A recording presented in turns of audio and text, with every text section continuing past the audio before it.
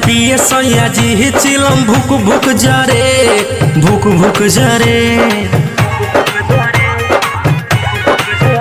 गाजा पिए सैया जी चिलम भुक भुक जरे, भुक भुक जरे।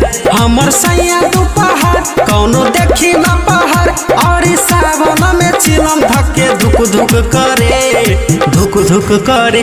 गाजा पिए सैया जी चिलम भुक भुक जरे, भुक भुक जरे। गाजा पिए सैया जी चिलम भुक भुक जरे, भुक भुक जरे। डीजे अमित तिवारी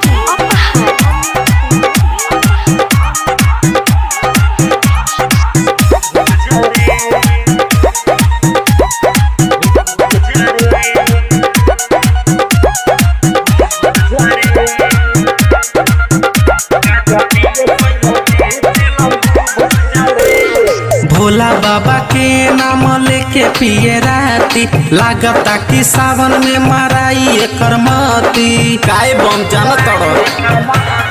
हाँ हाँ भोला बाबा के नाम लेके पिए राती, लागता कि सावन में माराई एकर माती। नहीं रहे कम कम रहे बाबा के इनाम, केहू कहे कुछ करा के चुप चुप करे, चुप चुप करे। गाजा पिए सैया जी चिलम भुक भुक जरे, भुक भुक जरे।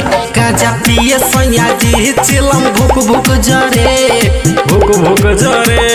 DJ Amit Tiwari recording by Dhanraj studio Ballahar Saharsa.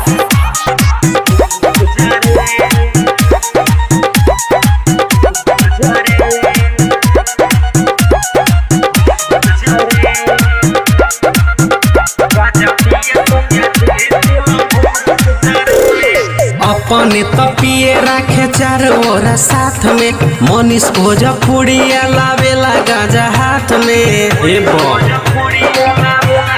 हाँ हाँ अपने तपिए राखे चार ओर साथ में, मनीष भोजपुरिया लावेला गाजा हाथ में।